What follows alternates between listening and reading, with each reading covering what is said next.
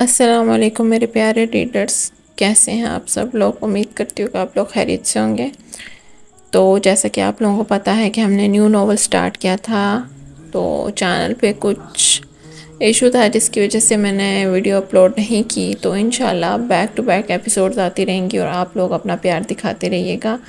تو episode start کرنے سے پہلے جو لوگ میرے چینل پہ نیو ہیں یا فرسٹ ٹائم ایپیسوڈ دیکھ رہے ہیں، ناول کے وائس اوور کو دیکھ رہے ہیں، سن رہے ہیں، تو وہ جلدی سے چینل کو سبسکرائب کر دیں۔ اس چینل پہ آپ کو بہت ہی امیزنگ ناولز پہ وائس اوور سننے کو ملے گا، اور اگر آپ اپنے فیوریٹ ناول پہ وائس اوور سننا چاہتے ہیں تو وہ بھی آپ بتا سکتے ہیں۔ تو جیسا کہ بہت سے لوگوں نے بہت سارے کمنٹس کیے ہیں، اپنے فیوریٹ ناولز کے بارے میں بتایا ہے کہ اس پہ وائس اوور کریں، تو پھر میں آپ سے یہی کہوں گی کہ اگر میں 2-3 ناولز پہ ایک ساتھ وائس اوور کرتی ہوں تو پھر ایپیسوڈ کی ڈیوریشن کم ہو جائے گی۔ تو اب آپ مجھے بتائیں کہ آپ کو ایک ساتھ 2-3 ناولز چاہیے یا ایک ہی ناول پہلے کمپلیٹ ہو اور دین میں سیکنڈ سٹارٹ کروں، لیکن اس میں یہ ہوگا کہ ایپیسوڈ کی ڈیوریشن زیادہ ہوگی۔ تو یہ آپ لوگوں پہ ڈیپینڈ کرتا ہے کہ آپ لوگ جیسے کہیں گے میں ویسا ہی کروں گی۔ تو انتہائی عشق ہم نے سٹارٹ کیا ہوا تھا، اس کی رائٹر ہے صالحہ اقبال۔ امید کرتی ہوں کہ آپ لوگوں کو اچھا لگے گا یہ ناول، اور اپنا پیار ایسے دکھاتی رہیے، ویڈیو کو لائک کیا کریں اور اچھے اچھے کمنٹس کیا کریں۔ تو چلتے ہیں آج کے ایپیسوڈ کی طرف۔ ایپیسوڈ نمبر 2 ہے، so let's start the episode. Shoaib کے دماغ میں فوراً سے پہلے والے سارے ڈراؤنے منظر آنکھوں کے سامنے آ جاتے ہیں۔ جی بھائی، آئندہ نہیں ہوگا، شعیب کہتا ہوا بوکھلاتا ہے۔ جہانگیر کا ہاتھ اپنے کندھے سے ہٹانے کی کوشش کرتا ہے، پر جہانگیر خود ہی اپنا ہاتھ ہٹا دیتا ہے۔ شعیب جلدی سے وہاں سے جانے کی کوشش کرتا ہے لیکن رک جاتا ہے۔ اسے وہ بات یاد آ جاتی ہے وہ جو کرنے کے لیے آیا تھا ڈیول کے پاس۔ بھائی، شعیب نے ڈرتی ہوئی آواز سے اس کو پکارا۔ جہانگیر نے آنکھ اٹھا کر اس کی طرف دیکھا۔ وہ کچھ دکھانا تھا آپ کو، شعیب کہتا ہوا لیپ ٹاپ کی طرف جھکا۔ جہانگیر گردن ٹیڑھی کر کے لیپ ٹاپ کی اسکرین کی طرف دیکھنے لگا۔ شعیب نے لیپ ٹاپ کی اسکرین پر کچھ پاکستانی لڑکیوں کی تصویریں اسے دکھائی۔ بھائی، یہ کچھ لڑکیوں کی تصویریں ہیں، میرے نمائندوں نے بھیجی ہیں، آپ اس میں سے لڑکی پسند کر لیں۔ شعیب نے جہانگیر کو دیکھتے ہوئے لیپ ٹاپ کی اسکرین کی طرف اشارہ کرتے ہوئے کہا، ڈیول، تم ان لڑکیوں میں سے اپنے لیے لڑکی پسند کر لو، جو تمہیں پسند آئے گی وہ تمہارے لیے منگوا دوں گا میں۔ شعیب نے کہہ کر جہانگیر کی طرف فوکس کرتے ہوئے دیکھا۔ جہانگیر نے تصویروں کی طرف دیکھا پر کوئی خاص توجہ کے ساتھ نہیں۔ اس نے ایک نظر تصویروں پر ڈالی، پھر ہٹا لی اور صوفے سے پشت لگا کر بیٹھ گیا۔ اگر میں پسند کرنے لگا تو مجھے کوئی پسند نہیں آئے گی، پھر ان میں سے کوئی مجھے معیار کی نہیں لگے گی، تو خود دیکھ لو، جو تمہیں بہتر لگے اس سے منگوا لو۔ جہانگیر کہتا ہوا اٹھ کھڑا ہوا۔ اسے کھڑا ہوتا دیکھ شعیب بھی کھڑا ہو گیا۔ کیا؟ پر بھائی، لڑکی آپ کو چاہیے، میری پسند شاید آپ کو پسند نہ آئے۔ شعیب نے ہاتھوں کو مسلتے ہوئے کہا، کہہ تو ٹھیک رہے ہو، لیکن مجھے کوئی لڑکی ایسے سمجھ نہیں آئے گی۔ جہانگیر نے اپنا ایک ہاتھ جیب میں ڈالتے ہوئے کہا، تو ایک کام کرتے ہیں بھائی، آپ مجھے بتا دیں آپ کو کیسی لڑکی چاہیے، میں ویسی ہی ڈھونڈ لیتا ہوں۔ شعیب نے تجسس سے جہانگیر کی طرف دیکھتے ہوئے کہا، ٹھیک رہے گا، کہہ کر جہانگیر ایک بار پھر صوفے پر بیٹھ گیا۔ مجھے خاموش لڑکی چاہیے، جو بولے نہیں صرف سنے۔ مجھے بہادر نہیں، ڈرپوک لڑکی چاہیے، جو میری ایک دھاڑ پر سہم کر رہ جائے۔ مجھے ماڈرن نہیں، عام سی لڑکی چاہیے، جسے میں جیسے رنگنا چاہوں وہ ویسی رنگ جائے۔ مجھے امیر نہیں، غریب لڑکی چاہیے، جو دنیا کے بارے میں کچھ نہ جانتی ہو۔ جو میں کہوں وہ وہی اس کے لیے سچ ہو، دن کو رات کہوں تو وہ آنکھ بند کر کے مان جائے۔ ایک ایسی لڑکی چاہیے جو میری بن کر رہے پر مجھ سے محبت کی امید نہ رکھے، کیونکہ جہانگیر عالم اپنے سوا کسی سے محبت نہیں کرتا اور نہ کرنا چاہتا ہے۔ بس ایسی لڑکی چاہیے، ڈھونڈ سکتے ہو؟ جہانگیر نے ٹانگ پر ٹانگ رکھے فل ایٹیٹیوڈ والے انداز میں پوچھا۔ اس کی بات سن کر شعیب تو کچھ پل کے لیے خاموش ہو گیا۔ کہاں کھو گئے؟ جہانگیر نے ہاتھوں کی چٹکی بجاتے ہوئے پوچھا۔ کہیں نہیں ڈیول، مل جائے گی۔ نہیں سمجھے، مل گئی۔ مجھے ایک ایسی ہی لڑکی کی تصویر میرے نمائندوں نے بھیجی تھی، میں دکھاتا ہوں ابھی آپ کو۔ شعیب ایکسائٹڈ سا ہو کر واپس لیپ ٹاپ کی طرف جھکا اور اسے اپنے ہاتھوں میں اٹھا لیا۔ ڈیول، یہ دیکھو، یہ ہے وہ لڑکی، میں اس لڑکی کی بات کر رہا ہوں۔ جہانگیر جو دروازے سے باہر مڑے ہوئے دیکھ رہا تھا، شعیب کی آواز پر اپنی گردن موڑی اور لیپ ٹاپ کی اسکرین کی طرف دیکھنے لگا تو دیکھتا ہی رہ گیا۔ کیا خوبصورتی، کیا معصومیت، کیا سفید رنگ کی فراک میں ملبوس ہلکے مہندی کلر کے بال، بڑی بڑی لائٹ براؤن سی آنکھیں، سفید انڈے جیسی رنگت، سر پہ دوپٹہ لیے ہاتھوں میں لال گلاب پکڑے کسی اپسرا سے کم نہیں لگ رہی تھی۔ جہانگیر نے پہلے تو دور سے سرسری سی نظر اس پر دوڑائی اور اپنی نظریں گھما لی۔ جب دوبارہ اس چہرے کو دیکھا تو دیکھتا ہی رہ گیا۔ بنا پلک جھپکائے وہ اسے دیکھے ہی جا رہا تھا اور جلدی سے بول پڑا، مجھے یہی لڑکی چاہیے، شعیب، ہر حال میں، ہر قیمت پر۔ جہانگیر اس پر سے اپنی نظریں نہیں ہٹا پا رہا تھا۔ ڈیول کا یہ روپ دیکھ کر شعیب نے ڈر کا گلا گھونٹا۔ ڈیول، شعیب نے اسے پکارا، لیکن وہ اس تصویر میں موجود لڑکی کو ہی دیکھے جا رہا تھا۔ نام کیا ہے اس کا؟ جہانگیر نے پوچھا۔ اس کا نام حیا ہے، حیا مرزا۔ لاہور سے تعلق ہے اس کا، ماں باپ نہیں ہے، ایک انکل ہیں جو بہت بیمار ہیں، اس کے علاج کے لیے اسے پیسے چاہیے اور شعیب کہتا کہتا ایک بار پھر روک گیا۔ اور کیا شعیب؟ ڈیول نے تصویر سے نظریں ہٹا کر شعیب کی طرف دیکھتے ہوئے پوچھا۔ ہمارے نمائندوں نے بتایا تھا کہ اس لڑکی نے اپنی قیمت خود نے لگائی ہے، شعیب نے اٹکتے اٹکتے ہوئے کہا۔ کیا مطلب خود قیمت لگائی ہے؟ جہانگیر اس کی بات سن کر حیران ہو گیا تھا اور فوراً سے کھڑا ہو کر دوبارہ سوال دہرایا تھا۔ کیا مطلب ہے تمہارا کہ اس نے اپنی قیمت خود لگائی ہے؟ ڈیول نے تجسس سے پوچھا۔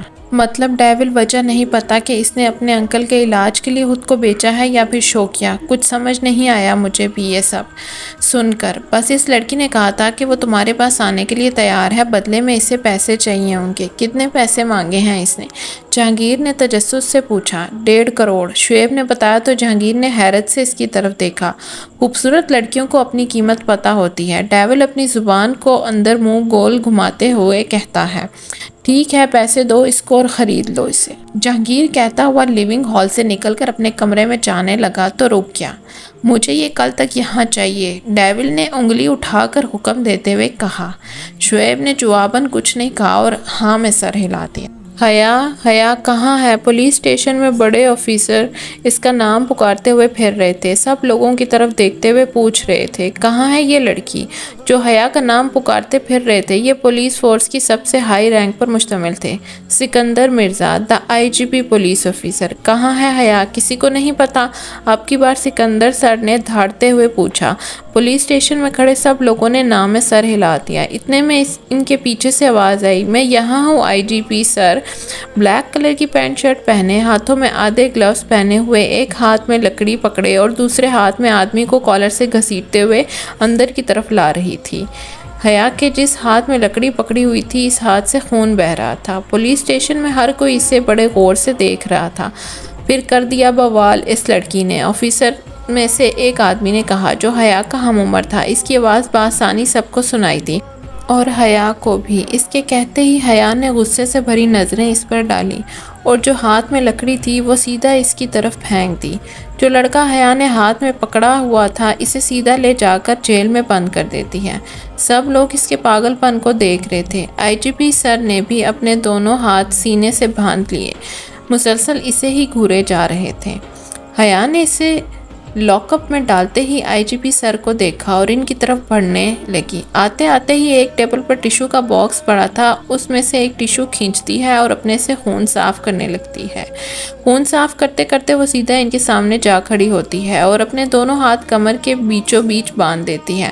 ایک پولیس آفیسر کی طرح بنا کسی ڈر کے ان کی آنکھوں میں آنکھیں ڈال کر انہیں سلام کرتی ہے۔ السلام علیکم سر۔ حیا زور سے سلام کرتی ہے۔ وعلیکم السلام۔ سکندر سر آرام سے جواب دیتے ہیں۔ تم پولیس والی ہو یا کوئی گنڈی؟ سکندر سر گندا سا منہ بنا کر کہتے ہیں۔ حیا ان کی بات پر نظریں جھکا لیتی ہے۔ رہنے دو، میں بھی کس دیوار پر سر مار رہا ہوں، سکندر صاحب کہتے ہوئے اپنے آفس کی طرف بڑھنے لگے۔ جاتے جاتے رک گئے اور مڑ کر حیا کو دیکھا جو اپنی جگہ پر ہی کھڑی ہوئی تھی۔ ابھی تمہیں انویٹیشن دینا پڑے گا اندر آنے کے لیے، سکندر سر نے حیا کو دیکھتے ہوئے پوچھا۔ جی آئی میں، حیا کہتے ہوئے ان کے پیچھے پیچھے چل پڑی۔ کبھی کبھی مجھے لگتا ہے تم پولیس والی نہیں بلکہ گلی کی گنڈی ہو، حرکتیں بالکل تمہاری گنڈوں والی ہیں، سکندر سر غصے والے لہجے میں کہہ رہے تھے۔ سوری، حیا معصومیت سے نظر جھکاتے ہوئے کہا۔ خیر چھوڑو یہ سب، جن لوگوں کو کل تمہاری ٹیم نے مل کر پکڑا تھا ان کا کیا بنا؟ سکندر صاحب نے اپنی کرسی پر بیٹھتے ہوئے پوچھا۔ اس بارے میں مجھے کچھ نہیں معلوم، کل میری ٹیم نے انہیں پکڑا، میں نے نہیں، میں کسی اور کام میں لگی ہوئی تھی۔ حیا نے اپنے ہاتھ پر ٹیشو مسلتے ہوئے کہا۔ اس لیے میں تمہیں کہتا ہوں پہلے جو کر رہی ہوتی ہو وہ پورا مکمل کر لیا کرو، لیکن نہیں، تمہیں تو جھانسی کی رانی بننا ہوتا ہے۔ ہر بار سکندر سر انگلی اٹھا کر کہتے ہیں۔ سکندر سر کی آنکھوں میں غصہ صاف دکھائی دے رہا تھا۔ اچھا بس ٹھیک ہے نا انکل، کیوں غصہ کر رہے ہیں؟ آپ اتنا جانتے تو ہیں مجھے یہ سب کرنا اچھا لگتا ہے، ایکشن ایڈونچر کرنا مجھے کتنا پسند ہے۔ جو سب کرتے ہیں وہ بھی میں کروں، مجھ سے یہ سب نہیں ہوتا۔ میں کچھ الگ کرنا چاہتی ہوں، کچھ الگ ٹائپ کا۔ اس لڑکے کو آج اس لیے پکڑنے گئی تھی، سب کہہ رہے تھے یہ بہت بڑا گنڈا ہے، ایسے کسی کے ہاتھ نہیں آتا، لیکن یہ تو اتنی آسانی سے پکڑا گیا۔ مایوس کر دیا مجھے اس گنڈے نے، حیا دروازے سے باہر لاک اپ کی طرف دیکھتے ہوئے کہتی ہے، اور تم مجھے ہر بار مایوس کرتی ہو۔ مانا کہ رشتے میں تمہارا انکل لگتا ہوں، اس کا یہ ہرگز مطلب نہیں کہ تم ہر بار مجھے اپنے مطلب کے لیے استعمال کرو۔ جو تمہیں کام کرنے کو کہا جائے وہ چھوڑ کر دنیا جہان کے سارے کام تم بآسانی سے کر لو گی۔ بتاؤ کس دیوار میں جا کر سر ماروں میں اپنا کہ تم سدھر جاؤ۔ سکندر سر اپنی کرسی سے کھڑے ہو کر حیا پر انگلی اٹھا کر چیختے ہوئے کہتے ہیں۔ بہرحال میں سب لوگ ان کی لڑائی کو انجوائے کر رہے ہوتے ہیں۔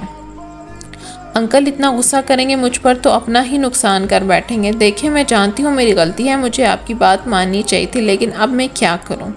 مجھ سے آرڈرز فالو نہیں ہوتے، یہ سب مجھ پر سوٹ نہیں کرتا۔ میں کون ہوں؟ حیا مرزا سکندر مرزا کی بھتیجی۔ یہ چھوٹے موٹے کاموں کے لیے میں نہیں بنی، مجھے اپنی لائف میں کچھ بڑا کرنا ہے، کچھ یونیک سا، کچھ ایسا کچھ جو کسی نے نہ کیا ہو۔ تمہیں کچھ ایسا یونیک سا کرنا ہے نا، تو پھر ٹھیک ہے، اب تمہیں کچھ ایسا ہی کرو گی جو تم نے کبھی نہیں کیا۔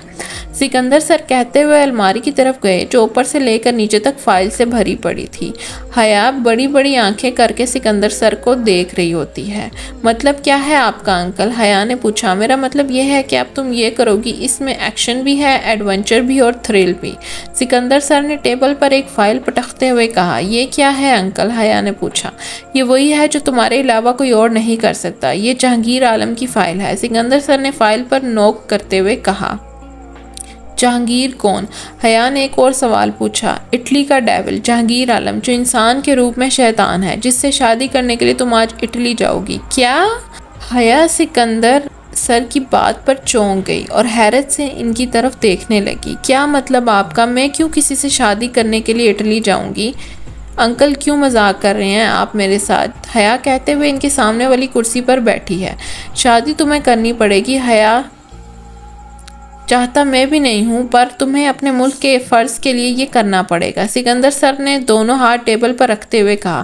انکل یہ کیا کہہ رہے ہیں؟ میں شادی کیوں کروں گی ایک ایسے شخص سے؟ کیوں؟ حیا کرسی پر سیدھے ہو کر بیٹھتے ہوئے حیرانگی سے پوچھتی ہے۔ کیونکہ یہ انسان ہماری بربادی کی وجہ ہے، کسی نہ کسی کو اپنی قربانی دینی پڑے گی۔ اس نے نہ جانے کتنے پاکستانیوں کو اپنے مطلب کے لیے قتل کیا ہے اور کروانا ہے۔ ہمیں کوئی ایسا شخص چاہیے جو اس کے ساتھ رہے اور اس کے منصوبوں کے بارے میں ہمیں بتائے۔ سکندر سر نے کھڑے ہو کر اپنے ہاتھوں کو جھاڑتے ہوئے کہا۔ لیکن سر اس کا یہ ہرگز مطلب نہیں ہے کہ میں اس سے شادی کروں، ہم کوئی اور طریقہ بھی تو ڈھونڈ سکتے ہیں نا۔ حیا بھی کھڑے ہو کر ان کے سامنے آ کر تجسس سے کہتی ہے۔ ایسا ہم ٹرائی کر چکے ہیں پہلے بھی، اور اس کا انجام ہم نے دیکھا ہے۔ اس انسان نے ہمارے سیکرٹ ایجنٹ کو زخمی کر کے اس کے جسم کے ٹکڑے ٹکڑے کر کے واپس بھیجا تھا۔ جہانگیر عالم کوئی انسان نہیں، وہ جانور ہے، ایک بے حس شیطان ہے جسے لوگوں کو تڑپا کر ان کے ٹکڑے ٹکڑے کر کے انہیں مارنے میں اس سے بہت مزہ آتا ہے۔ سکندر سر اپنے بالوں میں ہاتھ پھیرتے ہوئے کہتے ہیں۔ ان کے چہرے پر ڈر اور درد صاف دکھائی دے رہا تھا۔ حیا ان کا چہرہ دیکھ کر خاموش ہو گئی تھی۔ اس شیطان کو یہ شیطان پسند آ گئی ہے، اس نے اسے ہی منگوایا ہے اور اس کی رقم بھی دگنی بھیجی ہے۔ عارف زور سے کہتا ہے۔ سکندر سر اور حیا کے سامنے بھاگتا ہوا آ کر بتاتا ہے۔ باہر موجود سب لوگوں نے سن لیا ہوتا ہے۔ عارف اور حیا دوست ہوتے ہیں، عارف حیا کا واحد دوست ہوتا ہے۔ کیا مطلب میری رقم؟ کیا باتیں ہو رہی ہیں؟ حیا نہ سمجھی سے غصے میں پوچھتی ہے۔ تمہاری رقم مطلب ہم نے اسے کہا تھا کہ تم اس کے پاس جانے کے لیے تیار ہو، بدلے میں اسے تمہیں پیسے دینے ہوں گے، یہ ہم نے شرط رکھی تھی، اور وہ یہ شرط مان گیا ہے، اور صرف مانا ہی نہیں، اس نے تمہاری دگنی رقم دے کر تمہیں خریدا ہے۔ میں تمہارا منہ توڑ دوں گی اگر تم نے دوبارہ یہ لفظ دہرایا۔ میں کوئی چیز نہیں ہوں جسے آپ لوگ بیچ رہے ہیں اور وہ خرید رہا ہے، حیا نے غصے میں کہا۔ عارف تفصیل سے ساری بات حیا کو بتاتا ہے اور اس کا غصہ ٹھنڈا کرنے کی کوشش کرتا ہے۔ انکل آپ نے مجھے بیچ دیا ہے؟ حیا تجسس سے پوچھتی ہے۔ نہیں، کیا پاگل ہو گئی ہو؟ کیوں تمہیں بیچنے لگا؟ یہ سب صرف ہمارا پلان ہے اور پلان کا حصہ ہے، اور کوئی بات نہیں ہے۔ جو عام اس نے تمہارے لیے بھیجے ہیں وہ سب تمہارے اکاؤنٹ میں ہیں۔ तुम इटली में जाकर इसको इस्तेमाल करोगी। सिकंदर सर हया के सामने बैठते हुए कहते हैं, मतलब मेरा इटली जाना हर हाल में फिक्स है। हया बड़ी बड़ी आंखें किए सिकंदर सर को देखते हुए पूछती है। सिकंदर सर कुछ कहते नहीं हैं, बस हाँ में सर हिला देते हैं। हया एक लंबी गहरी सांस लेकर कुर्सी से टेक लगाए अपने सर पर हाथ रखे हुए बैठी है। वो कुछ पल के लिए हया भी और सिकंदर सर और आरिफ भी खामोश हो जाते हैं। ठीक है, फिर मैं जाऊंगी इटली और जाकर करूंगी इस जहांगीर नामी डेविल को शादी के लिए प्रपोज। मैं भी तो देखूं असल में क्या तोप है ये बंदा, आया बड़ा डेविल। हया कहते हुए अपने बालों में हाथ फेरते हुए लंबे लंबे डग भरती हुई पुलिस स्टेशन से बाहर निकल जाती है और अपने बाइक स्टार्ट किए घर की तरफ रवाना हो जाती है। सिकंदर सर और आरिफ हया को जाता देखकर एक गहरी सांस लेते हैं। अल्लाह करे ये सब ठीक से हो जाए और इस बार हम नाकाम ना हो। सिकंदर सर आरिफ को देखते हुए कहते हैं, लेकिन सर आपने इसे बताया ही नहीं कि वो वहाँ ये हया बनकर नहीं, वो तस्वीर वाली मासूम सी हया बनकर जाएगी। आरिफ सिकंदर सर की तरफ देखते हुए कहते हैं, अरे हाँ वो तो मैं भूल गया। एक काम करो, तुम जाओ और जाते हुए मॉल से इसके लिए लड़कियों वाले कुछ कपड़े भी खरीद लेना। ऐसा ना हो जहांगीर इससे इस हुलिये में देखते ही गोली मारते। सिकंदर सर ने अपने वॉलेट से क्रेडिट कार्ड निकाल कर इसको देते हुए कहा, जी सर मैं अभी जाता हूँ। आरिफ ने पुरजोश होकर ऑफिस से बाहर निकल गया। मैं भी अब इसमें से पिज़्ज़ा खाऊंगा। आरिफ अपने हाथों में सिकंदर सर का क्रेडिट कार्ड देखकर खुश होकर कहता है। आरिफ अपने नॉर्मल कपड़ों में पुलिस स्टेशन से बाहर निकला और बाइक पर बैठकर मॉल की जानिब बढ़ गया। वहाँ से कुछ समझ तो नहीं आया, लेकिन जो ठीक लगा वो सब इसने हया के लिए ख़रीदा। वो लेकर सारा सामान हया के घर पहुँच जाता है। हया अकेले ही एक बड़ी सी बिल्डिंग के खूबसूरत से फ्लैट में रहती है। वो अपने अंकल के साथ नहीं रहती, इसे किसी के साथ रहना अच्छा नहीं लगता। हया फ्रेश होकर अपने लिए कुछ खाने के लिए बनाती है। इतने में दरवाजे की बेल बजती है। दरवाजे पर आरिफ हाथों में बैग पकड़े हुए खड़ा होता है। हया दरवाज़ा खोलते ही इसके हाथों में बैग देखकर इसे बड़ी बड़ी आंखें किए देखने लग जाती है। क्या है, घूरना बंद हो गया हो तो मुझे अंदर आने दो। आरिफ हया को साइड पर धक्का मारते हुए अंदर की तरफ बढ़ गया। खाने की खुशबू पूरे घर में फैली हुई थी। खाने की खुशबू सूंघकर शॉपिंग बैग सोफे पर फेंक कर फौरन किचन की तरफ भागता है। उसने सारा मत खा जाना, मेरे लिए भी कुछ छोड़ देना। हया आरिफ को देखते हुए कहती है और ख़ुद शॉपिंग बैग चेक करने लग जाती है। हल्की सी झांकी मारती है और ख़ुद टेबल पर टांग रखे सोफे पर बैठ जाती है। घर वालों के लिए शॉपिंग की है? हया वो ऑन करते हुए पूछती है। अरे नहीं, घर वालों के लिए नहीं। ओ आरिफ, मुझे नहीं पता था कि तुम इस किस्म के लड़के, शर्म आनी चाहिए तुम्हें खुद पर। हया हंसते हुए कहती है। आरिफ बात मुकम्मल भी नहीं कर पाता कि हया बीच में बोल पड़ती है, ओ बाहर वाली रखी हुई है। हया शॉक्ड सा मुंह बनाकर कहती है, तेरे मुंह में हाक। आरिफ बिस्किट्स का डब्बा हया की तरफ फेंकते हुए कहता है, जिसे हया कैच कर लेती है, मेरी बीवी जब होगी तुम इसके लिए भी कपड़े खरीद लूँगा, पर ये सब तुम्हारे लिए हैं।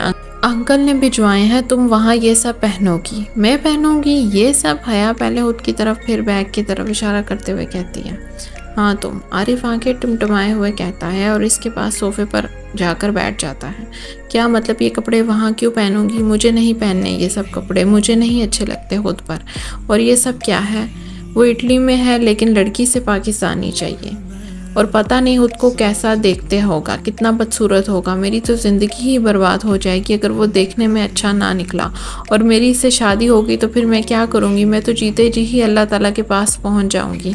फ़िक्र मत करो, मैंने सुना है बाहर के मुल्क के गुंडे भी अच्छे दिखते हैं, क्या पता ये भी अच्छा दिखता हो। आरिफ हया का कंधा थपथपाते हुए कहता है और इसे देने की कोशिश करता है। अगर अच्छा ना हुआ ये, फिर मेरा क्या बनेगा? हया मासूम सा मुंह बनाकर आरिफ की तरफ देखते हुए कहती है, जो तेरे नसीब में होगा वही तुझे मिलेगा। वैसे मैंने अक्सर सुना है खूबसूरत लड़कियों के शोर काफ़ी बदसूरत टाइप के होते हैं। अब कोई गारंटी नहीं दे सकता कि वो अच्छा होगा या बुरा। कहीं ऐसा ना हो हम लोग इसे ऐसे ही 30 मार खान समझते फिर रहे हैं, लोग इसकी शक्ल देखकर ही ना डर जाते हों, वो इस कदर बदसूरत दिखता हो। आरिफ हया के डर में मज़ीद इजाफा कर रहा था। आज रात को जाना है तुमने और ये सब क्या हाल बनाया हुआ है तुमने? अपना चलो शाबाश, उठो जल्दी से पैकिंग करते हैं, फिर मैंने तुम्हें छोड़कर भी आना है। उफ कितना काम करता हूँ मैं। आरिफ अपनी तारीफ़ करते हुए कहता है। हया इसका मुँह ही तकती रह जाती है। क्या हुआ, क्यों खामोश हो, कुछ बोल क्यों नहीं रही? जुबान पर लकवा मारा गया है तुम? मैं आरिफ इसकी तरफ देखते हुए कहता है, यार मुझे बहुत अजीब सी फीलिंग आ रही है, ऐसा लग रहा है जैसे बहुत कुछ बुरा होने वाला है। تمہاری ایک بدصورت انسان سے شادی ہونے والی ہے، اس سے زیادہ اور کیا برا ہو سکتا ہے تمہارے لیے؟ مجھے تمہارے لیے بے حد افسوس ہے میری پیاری سہیلی، عارف اپنے دانت بھینچے ہوئے کہتا ہے۔ عارف بکواس بند کر لو، ایسا نہ ہو کہ میں غصے میں تمہیں ہی سب سے پہلے اس دنیا سے رخصت کر دوں، مر جاؤں گی میرے ہاتھوں سے، منہ بند کر لو اپنا تم۔ حیا غصے میں کہتی ہے، ویسے ایک بات بتاؤ، اسے پکڑنے تک ٹھیک تھا، لیکن اس سے شادی کرنے والی بات مجھے سمجھ نہیں آ رہی ہے۔ وہ ایک ڈیول ہے، ظاہر ہے وہ اپنے لیے یہاں سے لڑکی بلوا رہا ہے تو اس کے بارے میں چھان بین بھی اس نے کروائی ہی ہوگی۔ کیا اسے یہ بات پتہ نہیں ہوگی کہ میں کون ہوں، کیا کرتی ہوں؟ کیا یہ وہ سب نہیں جانتا ہوگا؟ حیا عارف کی طرف دیکھتے ہوئے سوال کرتی ہے۔ حیا، یہ کام مشکل تو بہت ہے، اس میں رسک بھی بہت ہوگا، لیکن سب نے تجھ پر بھروسہ کر کے تجھے اس مشن کے لیے چنا ہے، اب تجھے یہ ہر حال میں کرنا ہوگا۔ ویسے بھی تو خود ایک شیطان ہے، اس شیطان سے کیا ڈرنا؟ ہاں، اس بات سے ضرور ڈرنا چاہیے کہ وہ اگر دیکھنے میں بھی شیطان جیسا ہوا تو کیا کرے گی؟ عارف حیا کا گندا تھپتھپاتے ہوئے کہتا ہے۔ ڈرتی تو میں کسی سے بھی نہیں ہوں، بس وہ تھوڑی عجیب سی فیلنگ آ رہی تھی، لیکن میں حیا ہوں، حیا مرزا، ایک بار جو ٹھان لو وہ کر کے رہتی ہوں۔ میں اٹلی جاؤں گی اور اس جہانگیر سے شادی کر کے اسے برباد بھی کروں گی۔ وہ کیا سمجھتا ہے ہم پاکستانیوں کو؟ ہم کمزور نہیں ہیں، ہم بہادر ہیں، جو اپنی پر آ جائیں تو کچھ بھی کر گزرتے ہیں، حیا پرجوش ہو کر کہتی ہے۔ بالکل یہی حوصلہ، یہ والا جوش تجھے جہانگیر کے پاس نہیں دیکھنا ہے۔ خدا کا واسطہ سارے پلان کا ستیہ ناش مت کر دینا، فضول بکواس کرنے کی ضرورت نہیں ہے، تمہیں سمجھ آ گئی ہے، مجھے پتا ہے کیا کرنا ہے اور کیسے کرنا ہے، حیا کہہ کر غصے میں پیر پٹکتے ہوئے اپنے کمرے کی طرف جانے لگتی ہے تو عارف اسے آواز لگاتا ہے، یہ کپڑے تو لیتی جاؤ، انسان بن کر جانا تم نے۔ عارف نے ہنستے ہوئے کہا تو حیا نے زور سے اس کے ہاتھ سے شاپنگ بیگ کھینچ لیے اور اپنے روم میں جا کر دروازہ زور سے بند کر دیا۔ اف میرے خدایا، کیا یہ سب پہننا ضروری ہے؟ میں نے تو آج سے پہلے کبھی نہیں پہنے ایسے کپڑے۔ حیا کا تعلق امیر گھرانے سے ہے، اس نے اپنی پوری زندگی میں کبھی شلوار قمیض فراک جیسے کپڑے نہیں پہنے۔ حیا کو ہمیشہ پینٹ شرٹ پہننے کا شوق تھا اور وہ ہمیشہ ایسے کپڑے ہی پہنتی ہے، اس کے لیے یہ سب پہننا بہت مشکل تھا، پر حیا نے آخرکار یہ مشکل کام کر ہی لیا۔ حیا نے سفید رنگ کی شفون کی خوبصورت سی لانگ فراک پہنے ہوئی تھی اور اپنے بالوں کو کھلا چھوڑا ہوا تھا، گلے میں دوپٹہ ڈالے، پیروں میں کھسا پہنے۔ عارف کی آواز پر حیا کمرے سے باہر نکلتی ہے۔ جو کپڑے عارف لایا تھا حیا نے سارے شاپر سمیت ہی سوٹ کیس میں ڈال دیے تھے۔ یار ابھی جاؤ، اور کتنا ٹائم لگے گا وہاں؟ شپ نکل جانے کی، شادی پر نہیں جا رہے ہم، تمہاری جو تیار ہونے میں اتنا وقت لگا رہی ہو تم۔ حیا اور عارف کو لاہور سے پہلے کراچی جانا تھا، پھر کراچی سے ایک سپورٹ شپ پر بیٹھ کر اٹلی جانا تھا۔ عارف نے ٹی وی کو ریموٹ بند کر کے اٹھ ہی رہا تھا کہ حیا نے اپنے کمرے کا دروازہ کھولا۔ صبر نہیں ہوتا تم سے، تھوڑا سا انتظار کر لو گے تو کوئی موت نہیں پڑ جانی تمہیں، حیا کہتی ہوئی اپنا سوٹ کیس ہاتھ میں پکڑے ہوئے اپنے کمرے کے دروازے سے باہر نکل رہی تھی۔ عارف کی جیسی نظر اس پر پڑی تو وہ اسے دیکھتا ہی رہ گیا۔ حیا کو اس نظر مشکوک لگ رہی تھی۔ کیوں گھور رہے ہو ایسے مجھے دیکھنا؟ میں نے کہا تھا نا یہ سب مجھ پر سوٹ نہیں کرتا، میں نہیں پہن رہی یہ سب، میں جا رہی ہوں اپنے کپڑے بدلنے، حیا کہتے اپنے کمرے کی طرف بڑھنے لگی کہ عارف پیچھے سے آ کر اس کے سامنے کھڑا ہو جاتا ہے۔ کوئی ضرورت نہیں ہے کچھ بھی بدلنے کی، ٹھیک لگ رہی ہو، چلو اب چپ کر کے، شپ کا ٹائم ہو گیا ہے، اب زیادہ وقت ہم ضائع نہیں کر سکتے، پہلے ہی ہم بہت لیٹ ہو گئے ہیں، ایسا نہ ہو کہ ان لوگوں کو ہم پر شک ہو جائے۔ عارف کہتا ہوا ایک ہاتھ سے حیا کا بازو پکڑتا ہے اور دوسرے ہاتھ سے حیا کا سوٹ کیس پکڑے وہ اسے بلڈنگ سے نیچے کی طرف لے جاتا ہے۔ عارف نے پہلے ہی ٹیکسی بلوائی ہوئی تھی، وہ دونوں ٹیکسی میں بیٹھتے ہیں اور سمندر کی طرف نکل پڑتے ہیں جہاں سے وہ اٹلی جانے والے تھے۔ جیسے ہی وہ لوگ وہاں پر پہنچتے ہیں عارف اور حیا یہاں وہاں دیکھنے لگ جاتے ہیں، وہاں پر ان کے علاوہ کوئی دوسرا آدمی موجود نہیں تھا جو انہیں شپ کے ذریعے اٹلی پہنچانے والا تھا۔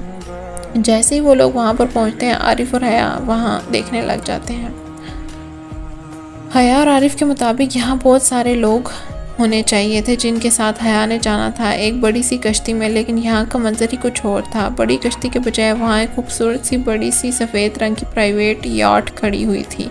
حیا اور عارف چونکتی ہوئی نظروں سے ایک دوسرے کو دیکھنے لگے، انہیں کچھ سمجھ نہیں آ رہا تھا کہ کیا ہو رہا ہے اور کیا ہونے والا ہے۔ حیا یہاں تو کوئی بھی نہیں ہے، عارف حیا کی طرف دیکھتے ہوئے فکر مندی سے کہتا ہے۔ حیا کچھ کہتی اس سے پہلے دو آدمی ان کی طرف آ رہے تھے، چلو، ان میں سے ایک آدمی حیا کو دیکھتے ہوئے کہتا ہے۔ نہیں، ایک سیکنڈ رکو، عارف حیا کے سامنے کھڑا ہو کر آدمی سے کہتا ہے۔ کیا یہ اکیلی جائے گی تم لوگوں کے ساتھ؟ عارف دھڑکتے دل سے سوال کرتا ہے۔ ہاں، کیوں، کوئی مسئلہ ہے؟ دونوں آدمیوں میں سے اب دوسرا عارف کی طرف بڑھتا ہوا کہتا ہے مسئلہ ہے بھی تو ہمیں کوئی فرق نہیں پڑتا اس سے، اس کی قیمت تمہیں مل چکی ہے، اب یہ لڑکی ڈیول کی ہے، اس لیے بیچ میں مت بولو، ڈیول کو انتظار کرنا پسند نہیں ہے۔ حیا کچھ نہیں کہتی، بس خاموشی سے سب دیکھ رہی اور سن رہی ہوتی ہے۔ عارف مزید کچھ کہنے لگتا ہے، اتنے میں حیا اس کا ہاتھ پکڑ کر اسے خاموش کروا دیتی ہے اور سر ہلا کر کچھ اور نہ بولنے کا اشارہ کرتی ہے۔ لڑکی سمجھدار لگتی ہے۔ ڈیول کا آدمی ٹیڑھی گردن کر کے دیکھتے ہوئے کہتا ہے، حیا نے اس کی نظر پر اپنے ہاتھ کی مٹھیاں بھینچ لی تھی، چلو اب ڈیول کو انتظار کروانا اپنی موت کو دعوت دینے کی بات ہے۔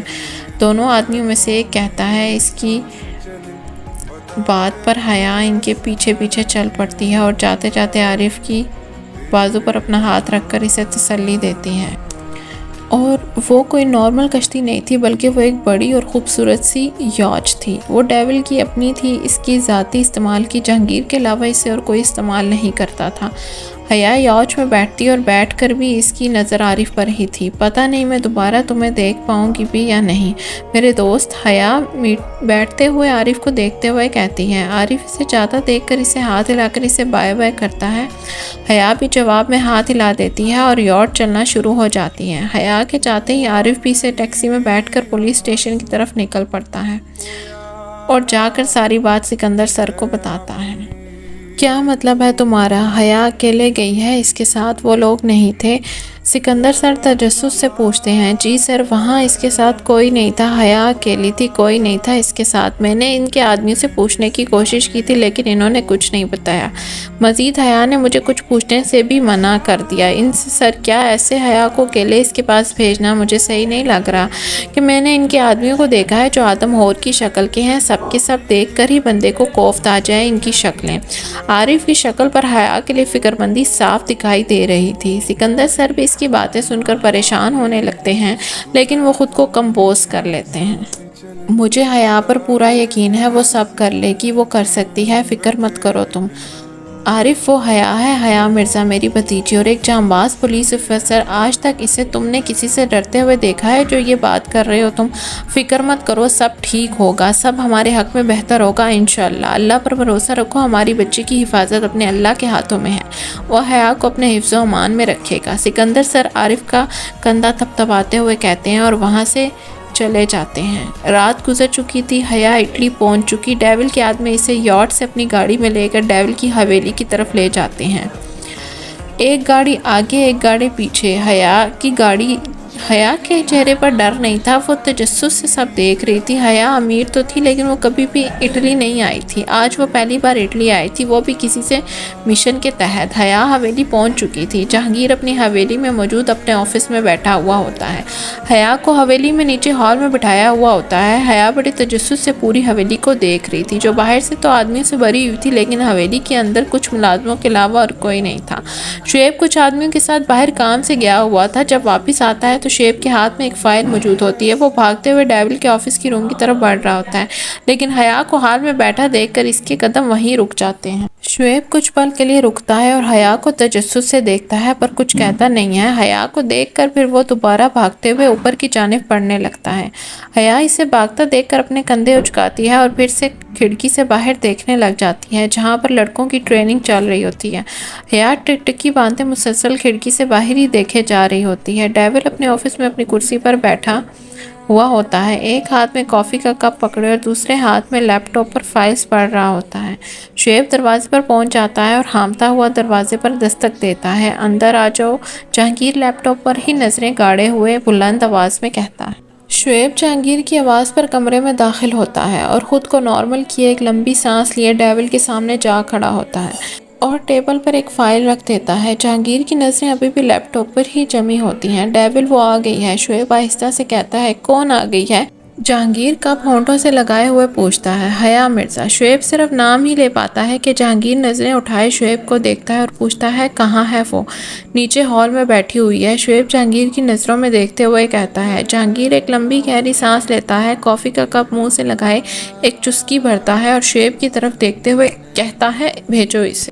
جہانگیر کافی کا کپ منہ سے ہٹائے حکمانہ انداز میں کہتا ہے، جی بھائی، شعیب کہہ کر نظریں جھکائے روم سے باہر نکل جاتا ہے۔ جہانگیر دوبارہ اپنے کام میں لگ جاتا ہے۔ دماغ میں حیا کا خیال ہی بار بار آ رہا ہوتا ہے۔ شعیب نیچے واپس ہال میں آتا ہے، حیا کے پاس پر کچھ دوری پر کھڑا ہو جاتا ہے۔ آپ کو بھائی بلا رہے ہیں۔ شعیب حیا کو دیکھتے ہوئے کہتا ہے، کون بھائی؟ حیا نہ سمجھی سے پوچھتی ہے۔ ڈیول بھائی، شعیب نے حیا کی آنکھوں میں دیکھتے ہوئے تلخ لہجے میں کہا۔ حیا نے اس کی بات پر سیکنڈ فلور پر دیکھا۔ کیا وہ اوپر ہیں؟ حیا نے اوپر دیکھتے ہوئے سوال کیا۔ جی، شعیب نے اب بھی تلخ لہجے میں ہی جواب دیا۔ کیا آپ بھی پاکستانی ہیں؟ حیا نے کھڑے ہوتے ہوئے سوال کیا۔ جی الحمدللہ۔ کوئی مسئلہ ہے؟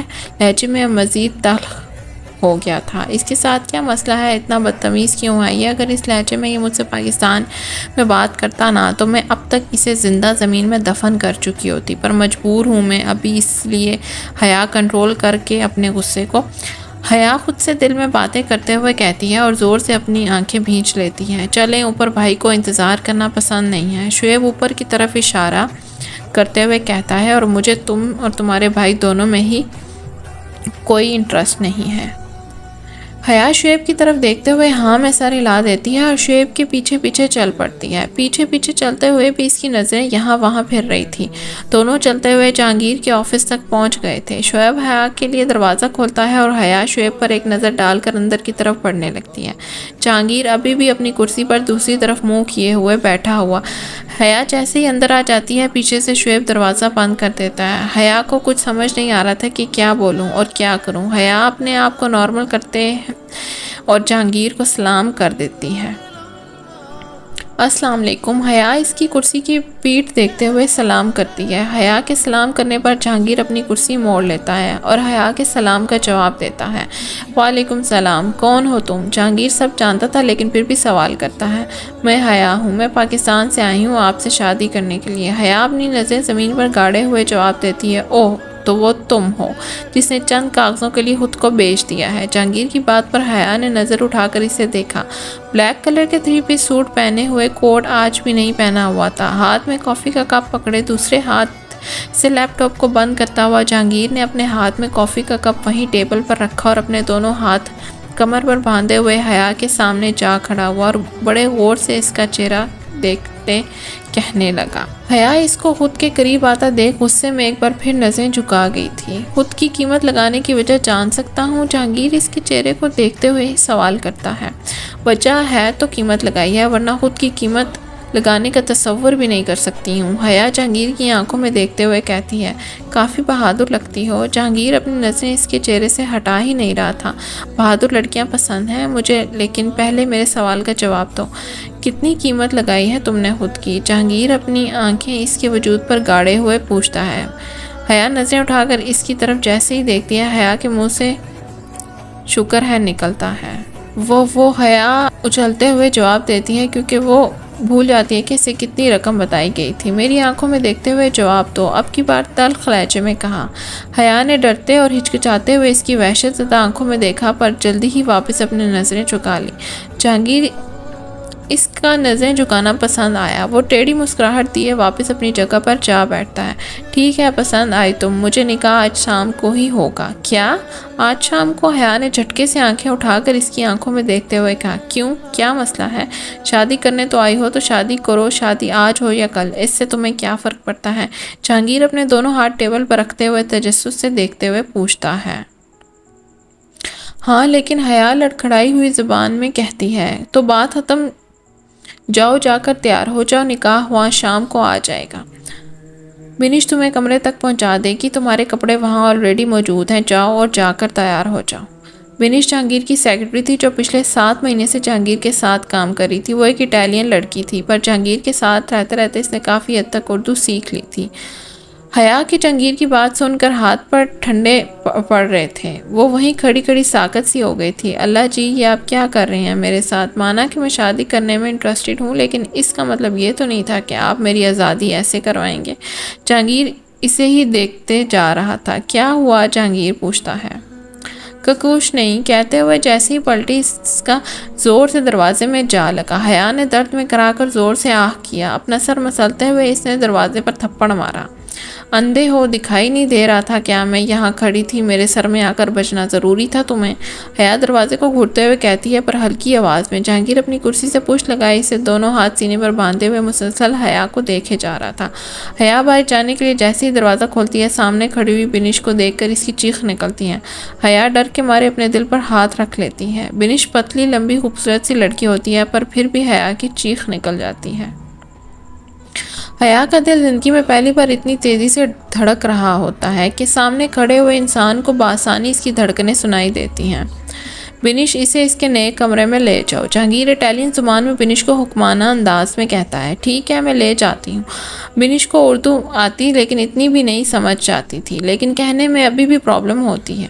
چلیں مسز ڈیول، بنش حیا کو ہنستے ہوئے دیکھ کر کہتی ہے۔ حیا جو کچھ نہیں کہتی اور بنش کے ساتھ چل پڑتی ہے، لیکن چلتے چلتے رک جاتی ہے اور واپس جہانگیر کے روم میں آتی ہے اور دروازے پر کھڑے ہو کر کہتی ہے۔ سنیں، نہایت ہی کوئی تمیز کے دائرے میں رہ کر جہانگیر کو پکارتی ہے۔ کہیں؟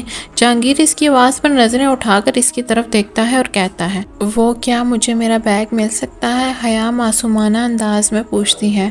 آپ کے کپڑے آپ کے کمرے میں موجود ہیں، جہانگیر دو ٹوک لہجے میں کہتا ہے۔ ہاں، پر وہ میرا بیگ ہے۔ حیا نظریں جھکاتے ہوئے آہستہ سے کہتی ہے۔ ٹھیک ہے، آپ کا بیگ آپ کے کمرے میں پہنچا دیا جائے گا۔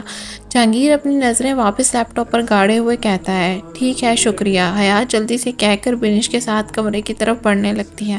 جہانگیر حیا کے جانے کے بعد ایک ٹیڑھی قائل نظر دیتے ہوئے اپنے ٹیبل پہ پڑی شعیب کی فائل اٹھا کر دیکھنے لگتا ہے۔